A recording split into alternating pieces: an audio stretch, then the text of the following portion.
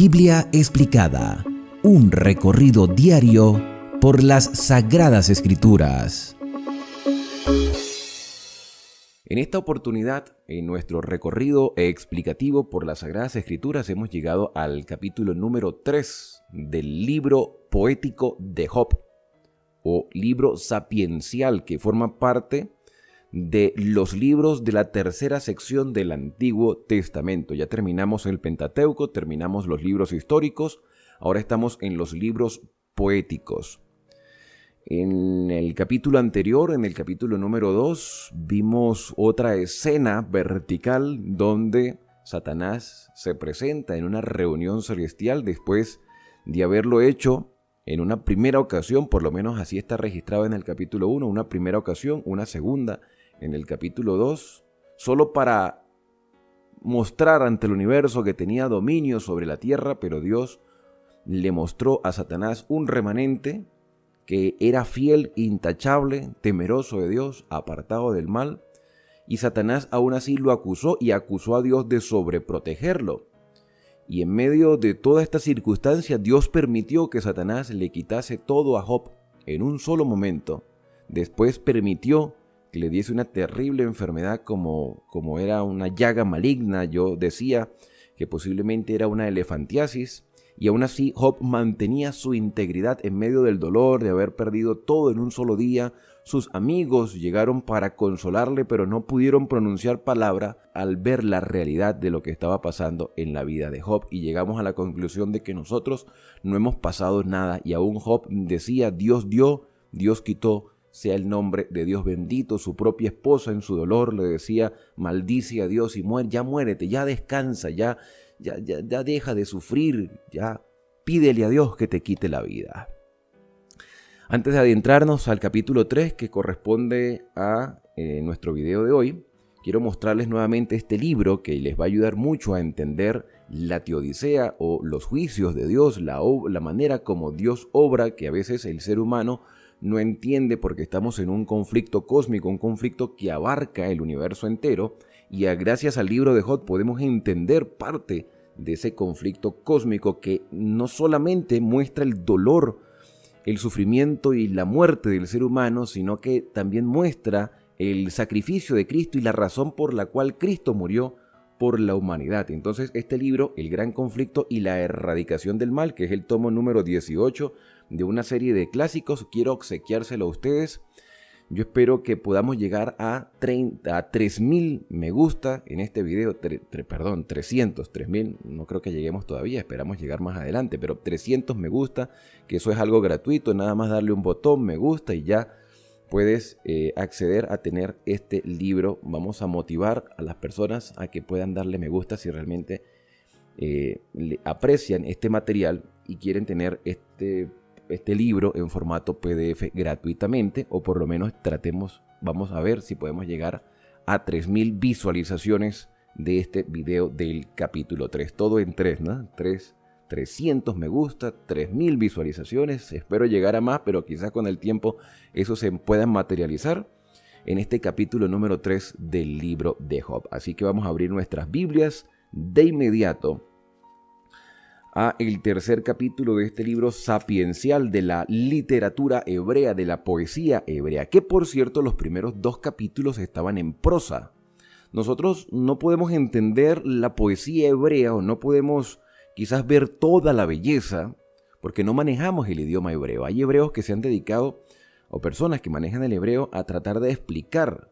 Yo por ahí, cuando lleguemos a los Salmos, conseguí un canal muy bueno que voy a compartir con ustedes unos videos donde por lo menos él ha explicado los primeros capítulos de los Salmos. Entonces el capítulo número 3 de Job comienza diciendo: después de esto, después de todo lo que estudiamos en los capítulos 1 y 2, Job abrió su boca. Y la expresión que aparece aquí en el versículo 1 es que maldijo su día. Maldijo su día. ¿Qué quiere decir con maldijo su día? ¿O qué expresiones utilizaba Job para maldecir el día de su nacimiento? A veces en nuestro castellano o en el español que nosotros manejamos tenemos tantas limitaciones para entender la poesía hebrea que pensamos que Job empezó a decir malas palabras, groserías, ofensas, vulgaridades. No, la expresión de maldecir el día era como que es mejor que ese día no hubiese existido. Pero es imposible que un día no exista. Bueno, imposible no. Uno dice, bueno, es imposible que un día no exista si ya el calendario está formado. Sí, el calendario que tenemos ahorita. Pero antes de este calendario gregoriano existía un calendario llamado juliano. Y en el año de 1582 ese calendario cambió. Cambió de tal manera que se perdieron 10 días en la historia. Hay 10 días en el calendario que no existen o que no existieron. Y les invito a buscarlos por internet. Busquen, por ejemplo, 5 de octubre de 1582. Búsquenlo para que usted vea y Google le va a decir ese día nunca existió. 5 de octubre de 1582, 6 de octubre de 1582, esos días nunca existieron. Porque en el cambio del calendario, el 4 de octubre de 1582, al día siguiente pasó a ser el 15 de octubre. No el 5, sino el 15. Se perdieron 10 días por el cambio del calendario, pero eso lo vamos a estudiar cuando lleguemos al libro de Daniel. Entonces aquí Job dice, maldigo el día en que nací. Ojalá que ese día no hubiese existido. En otras palabras, no hubiese yo nacido. Lo mejor que me hubiese pasado era no haber nacido. Y hoy nosotros vemos un mundo de sufrimiento, un mundo de tanto dolor, y el ser humano todavía no ha comprendido que ya deberíamos ponerle un punto y final a ese sufrimiento por nuestra parte. Hay cosas que se nos escapan de nuestras manos. ¿Qué quiero decir por nuestra parte? Hoy en día traemos tantos niños al mundo que están desamparados, con tanto dolor, con tanta hambre, con tanta peste. Y aún así, a pesar de que nos unimos en relaciones sentimentales, nos unimos en matrimonios, tenemos cónyuge, tenemos pareja, no podemos ni siquiera mantenernos a nosotros mismos y estamos buscando traer más hijos al mundo. Yo tengo 3, pero estoy asumiendo mi responsabilidad. Pero hay gente que abandona a sus hijos, quedan a la deriva y cada día viene más maldad y más dolor. Nosotros podemos hablar de Job, pero no sabemos nada del pasado de Job. No sabemos nada de cómo fue su niñez, de cómo fue su juventud o cómo llegó a lograr a tener toda su prosperidad. Si estuvo en un hogar estable o como la mayoría de nosotros que ha vivido en hogares divididos y nos ha tocado que enfrentar terribles crisis. Hay muchos niños que hoy están sufriendo a causa de las malas decisiones de sus padres. Quizás esos niños nunca debieron haber nacido, para que no experimentaran tanto dolor. Ya están vivos, sí, ya tienen que enfrentar la vida y también tienen que enfrentar el dolor. Y con esto no quiero decir que vamos a apoyar el aborto, porque en nada se debe apoyar el aborto. Si una pareja, si un hombre y una mujer tienen relaciones sexuales y quedan embarazados los dos, porque no es solamente la mujer, porque a veces el hombre se desentiende, si quedaron embarazados deben asumir su responsabilidad. Lo que tienen que hacer es evitar quedar embarazados, no interrumpir un embarazo. Y aún así Job habla de estas temáticas. Job habla de esto, ojalá yo no hubiese nacido. Incluso era tanto su dolor que hasta llegó a pensar que lo mejor hubiese sido morir en el vientre de su madre. Pero vamos a seguir leyendo. Él exclamó, perezca el día en que nací, la noche en que se dijo un varón ha nacido. Lo que debió haber sido un gozo para su familia, que seguramente lo fue, una fiesta. En ese paso del tiempo, en ese transitar del tiempo, lo que llegó a ser gozo en el pasado para los padres de Job, como hoy lo es gozo, pues yo veo y ustedes también lo ven, cómo la gente hace fiesta porque quedan embarazados, cómo hacen fiesta cuando se enteran que es niño o es niña, cuando ven el eco y se alegran y hacen grandes reuniones familiares, pero no saben que ese niño realmente viene a este mundo a pasar necesidad, a sufrir, y los mismos padres a sufrir también. Y Job está expresando una realidad y un sentimiento de algo que algún día fue gozo y ahora es tristeza. Sea aquel día sombrío, no lo recuerde Dios desde lo alto, ni claridad sobre él resplandezca. Por cierto que ya a partir de aquí empieza la poesía. Fíjense, la manera de hablar es muy diferente. Ya no está narrando una historia, ya está expresando un sentir. Y lo está expresando el escritor, que fue Moisés, lo está expresando ya en poema. Todo lo que dice Job aquí a partir del capítulo 3 y todo lo que vamos a leer de los amigos de Job está en poesía. Versículo 5. Reclámenlo las tinieblas y la sombra de muerte, nublado repose sobre él y un eclipse lo estremezca. Oscuridad se apodere de aquella noche, no sea contada entre los días del año ni en el número de los meses. Sea aquella noche solitaria, sin canción alguna. Él pensaba, cuánta alegría tuvo que haber habido en el corazón de mis padres cuando se enteraron que yo iba a existir, pero miren el dolor que tengo en este momento. Hay personas que piensan que existe la reencarnación. Sí, hay gente que lo cree. O que venimos de otra vida, y vamos pasando generación en generación, pasando por vida, solo que perdemos la memoria de esa vida pasada.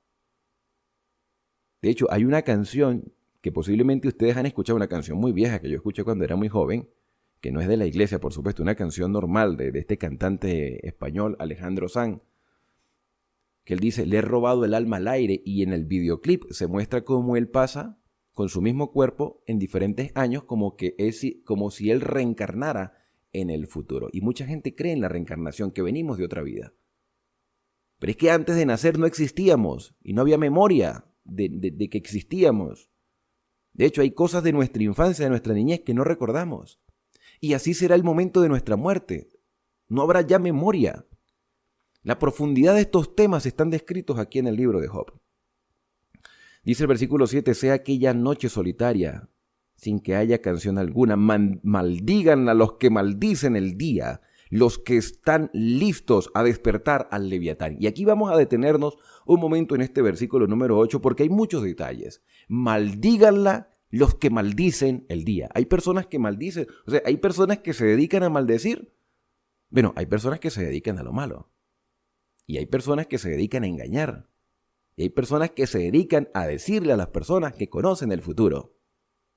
Y en este siglo XXI todavía existieron en el pasado y seguirán existiendo hasta que Cristo venga. Maldigan a los que maldicen. Es como que si Job estuviera hablando de los agoreros, de aquellos adivinos que siempre han existido, que seguramente Job no los consultaba, pero sabía que existían. Y se dedicaban a eso. Personas del mal que pretendían decirle cosas buenas a las personas o manifestar algún tipo de poder, pero que no tenían ninguna relación con Dios. Entonces Job, en su expresión poética, porque Moisés está allí plasmando poesía, dice, maldigan este día los que maldicen y despiertan al Leviatán. Ok, ¿y qué tiene que ver el Leviatán? Mejor dicho, ¿qué es el Leviatán? ¿Qué es o quién es el Leviatán? La expresión Leviatán o las referencias al Leviatán en la Biblia solo se pueden encontrar escasamente 6 veces en todo el texto bíblico. Nosotros llevamos 439 capítulos de la Biblia estudiados y es la primera vez en 439 capítulos que se menciona al Leviatán. Cuando llegamos a los libros de Crónicas, leímos por primera vez el nombre Satanás. Eso no quiere decir que por esa primera referencia no existiera Satanás sino hasta ese momento. Porque desde el Edén vemos que obró a través de una serpiente. Entonces Satanás obró a través de un animal, una serpiente, un reptil que ahora es grotesco para el ser humano. El Leviatán, la traducción correcta del Leviatán, porque es una expresión que se escapa de nuestra comprensión. A veces es malentendido, pensamos que es el monstruo del lago Ness, o un animal, una serpiente marina gigantesca que está en el Triángulo de las Bermudas que hace desaparecer barcos y aviones. Son simplemente deducciones. En la antigüedad se creía en la existencia de dragones, como hoy muchas personas creen en la existencia natural de los dinosaurios porque se consiguen los fósiles. Entonces, tenemos una tendencia a lo fantástico. Entonces, yo les decía en otras oportunidades, mira, nosotros vemos los huesos de dinosaurio, pero ¿cómo sabemos que exteriormente eran así? cómo los científicos llegaron a esa conclusión.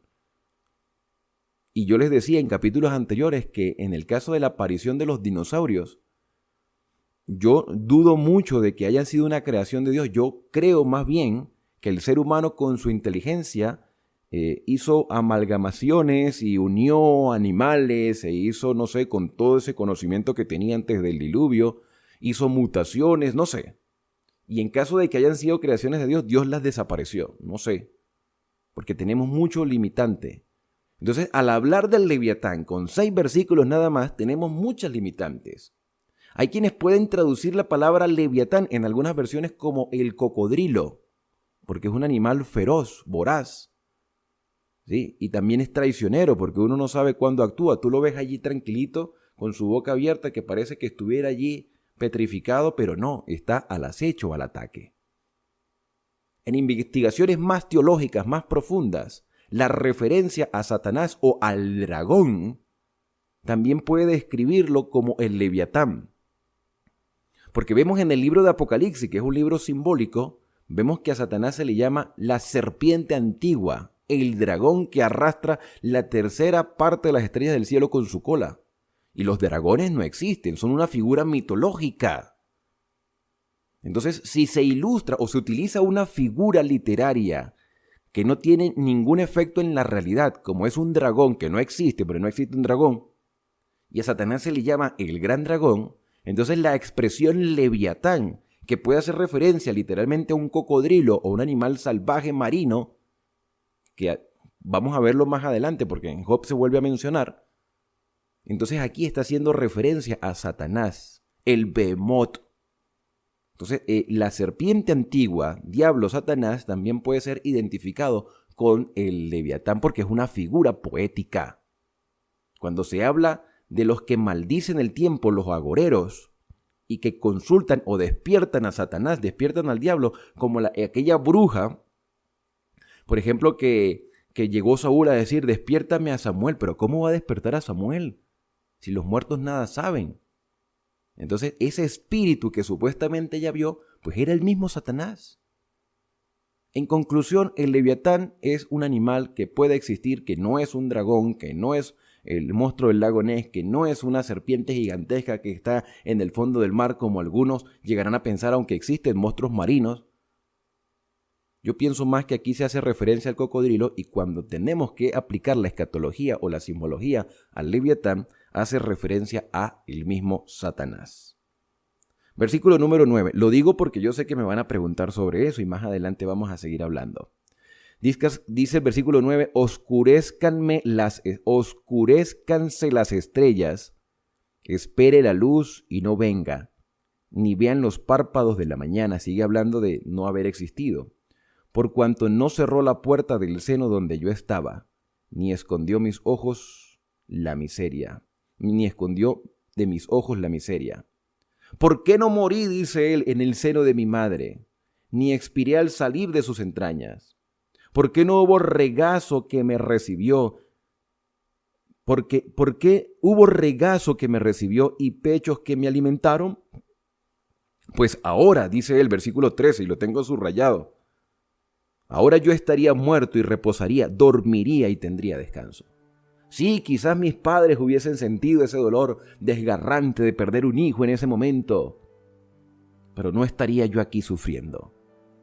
Quizás pudiéramos juzgar a Job, un hombre intachable, un hombre temeroso de Dios y apartado del mal, pero hermanos, hay que estar en su posición. ¿Qué dirías tú si estuvieras en la misma posición de Job? ¿Qué dirías? Y nótese que él aquí no está reprochándole nada a Dios, solamente está expresando un sentimiento. Señor, ¿por qué no morí antes de haber nacido? ¿Por qué no dejé de existir antes de tener conciencia de este mundo lleno de maldad? Y me llama la atención porque él dice, estaría yo durmiendo y descansando. ¿Se dan cuenta que no hay vida después de la muerte? No es que una persona se muere y se va al cielo si es buena o se va a un infierno. O sea, yo no sé de verdad por qué han llegado a esa conclusión, por una mala interpretación de los textos bíblicos. Con los reyes y consejeros de la tierra, dice el versículo 14, que reedifican las ruinas para sí. Estoy aquí ahora en los lugares de ruinas, con los príncipes que poseen el oro y llenan sus casas de plata? ¿Por qué no fui enterrado como aborto? Utiliza la palabra aborto aquí, como los pequeños que nunca vieron la luz. Aquí no es que hay un apoyo al aborto. Hay abortos que a veces suceden de manera inesperada. Sí, un accidente, una malformación que pueda pasar a la embarazada. O sea, no es algo provocado, es algo accidental. Y aquí Job hubiese deseado que ese accidente hubiese sucedido. Versículo número 17. Allí los impíos dejan de perturbar. ¿Se dan cuenta? Habla de los malos. Allí los impíos dejan de perturbar. Allí descansan. O sea que nadie se va al infierno. O sea, hay un descanso. Los de agotadas fuerzas allí descansan. Allí también reposan los cautivos. Está hablando de la muerte. No oyen la voz del capataz. Allí está el pequeño y el grande, el siervo y el libre de su Señor. Todos están allí, o sea que la muerte es igual para todos.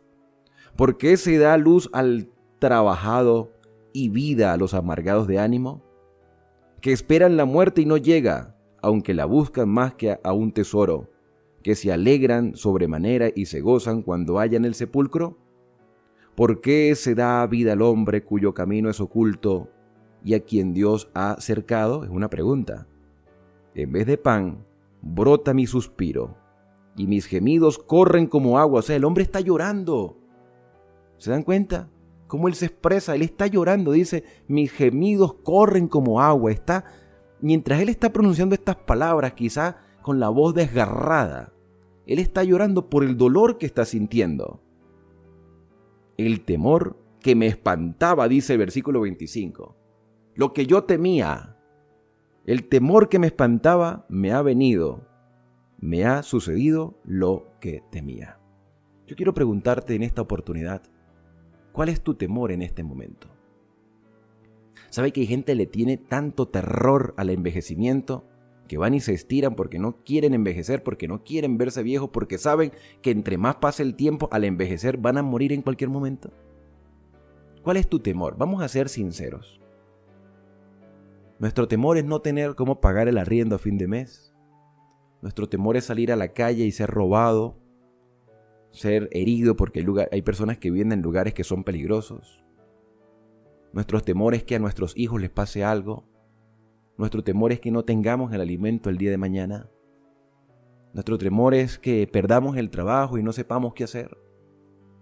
Para algunos el temor es quedarse solos y no conseguir pareja. Para otros el temor es no tener hijos. Yo no sé, tantos temores que puede haber. Y el temor que tenía Job era pasar por la circunstancia que estaba pasando. Y de una noche a la mañana perderlo todo, perder a sus hijos, perder la salud. Y estar allí ahora sin tener con qué alimentarse. Sufrir.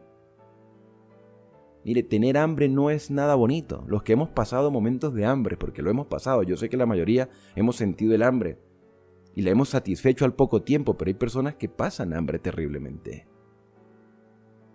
Y tenemos también temor del sufrimiento de los hijos. Ya cuando uno llega a una madurez, cuando uno llega a una edad adulta, uno dice, bueno, ya yo he sobrepasado muchas adversidades y muchas circunstancias. Pero mi temor más grande como padre es qué le va a suceder a mis hijos si yo llegara a faltar en este momento. Si yo no llegara a estar en este momento. ¿Qué sería de la vida de ellos? ¿Qué enfrentarían? Era el mismo temor que expresaba mi madre antes de morir. Cuando ella estaba allí en el lecho de muerte, allí con su cuerpo desfigurado, con su cáncer que estaba consumiéndole todo sus entrañas. Ella lloraba y yo ahora entiendo que no era por su propio dolor. Era por saber qué sería de sus hijos en el futuro al ella no estar. Porque después de la muerte no hay conciencia. A veces queremos como autocompadecernos a nosotros mismos diciendo, no, es que mi padre, mi madre me ve desde el cielo en este momento y su protección está aquí. No, el único que está con nosotros es el Espíritu Santo.